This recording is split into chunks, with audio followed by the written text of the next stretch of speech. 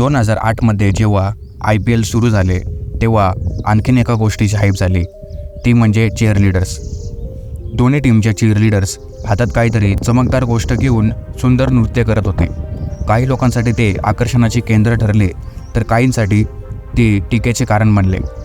पण या चीअरलीडर्स आहेत तरी कोण, त्या कुठून येतात आणि त्यांना पगार किती मिळतो, हेच आपण या व्हिडिओमध्ये पाहणार आहोत. या चीअरलीडर्सचे मेन काम मॅचच्या दरम्यान प्रेक्षकांचे मनोरंजन करणे हे आहे. अधिकतर चीअरलीडर्स दुसऱ्या देशातून येतात, अमेरिका, साऊथ आफ्रिका, इंग्लंड यासारख्या देशातून. या चीअरलीडर्सचे सिलेक्शन एजन्सीजद्वारा होते.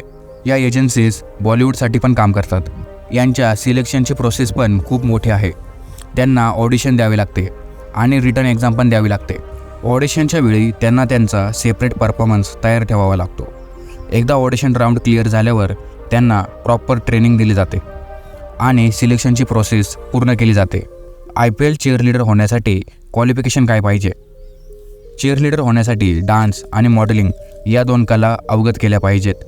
याशिवाय एवढ्या मोठ्या प्रेक्षकांसमोर परफॉर्म करण्याची तयारी लागते. मॅच संपेपर्यंत स्टॅमिना टिकवून ठेवावा लागतो. यामुळे या चीअरलीडर्सचे फिजिकली फिट असणे पण महत्त्वाचे असते.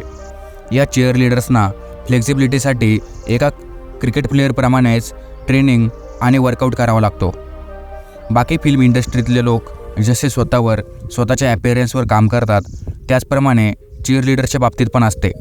यांच्या ग्रुपमधल्या बऱ्याच मुलींनी याआधी भारतीय फिल्म इंडस्ट्रीमध्ये काम केले आहे असे सांगितले जाते आणि यांचे हेच काम त्यांना पारंपरिक भारतीय नृत्य आणि विशेष करून बॉलिवूड स्टेप्स शिकण्यासाठी मदत करते. याशिवाय चीअरलीडर्सना पिरॅमिड स्टंट, फेशियल एक्सप्रेशन्स आणि जिम्नॅस्टिक पण येणे खूप महत्त्वाचे आहे. IPL चीअरलीडर्सना पगार किती मिळतो? एका मीडिया रिपोर्टच्या अनुसार प्रत्येक चीअरलीडर्सला दर मॅचमध्ये 14 ते 17 हजार रुपये मिळतात आणि जर मॅचच्या दरम्यान त्यांचा परफॉर्मन्स चांगला असेल आणि ज्या टीमसाठी ते चीअरलीडिंग करत आहेत ती टीम जिंकली तर त्यांना बोनस पण मिळतो. पगारासोबतच त्यांना अनेक सुविधा मिळतात. त्यांच्या जेवणाची आणि मेन म्हणजे राहण्याची व्यवस्था 5 स्टार हॉटेलमध्ये केली जाते. आता हे सगळे वरून चांगले वाटत असले तरी या प्रोफेशनचे एक दुसरी बाजू पण आहे. 2011मध्ये एका चीअरलीडर्सबाबत कॉन्ट्रोवर्सी झाली होती. एक चीअरलीडर ग्रॅबियाला पास्कलुटोने खुलासा केला होता की काही ऑस्ट्रेलिया आणि साऊथ आफ्रिकन प्लेयर्सने दारूच्या नशेत त्यांच्यासोबत चुकीचा व्यवहार केला.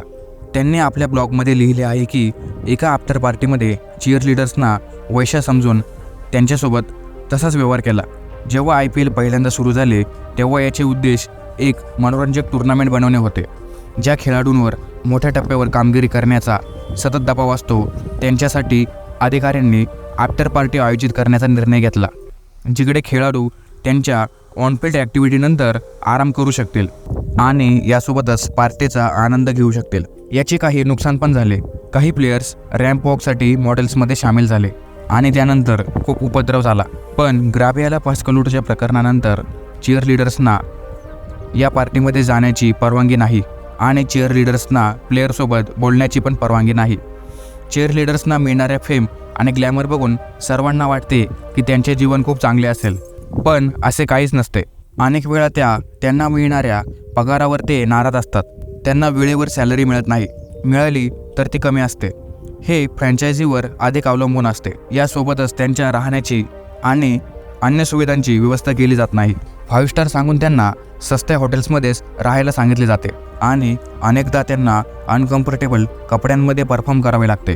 एका युक्रेनियन चीअरलीडर्सने असा दावा केला होता की जेव्हा ती राजस्थान फ्रँचायझीसाठी काम करत होते तेव्हा तिला वेळेवर सॅलरी मिळत नव्हती. त्यासोबतच ट्रॅव्हलिंगसाठी इम्पॉर्टंट गोष्टीची सोय पण केली नव्हती. यासोबतच आणखीन एक पॉईंट समोर येतो, तो म्हणजे भारतात या चीअरलीडरची सेफ्टी. या चीअरलीडरच्या मते फक्त प्लेयरच नाही तर ओव्हरऑल भारतीय लोकांचा त्यांच्याकडे बघण्याचा खूप चुकीचा दृष्टिकोन आहे आणि त्यामुळे नेहमी त्यांच्यासोबत चुकीचा व्यवहार होतो.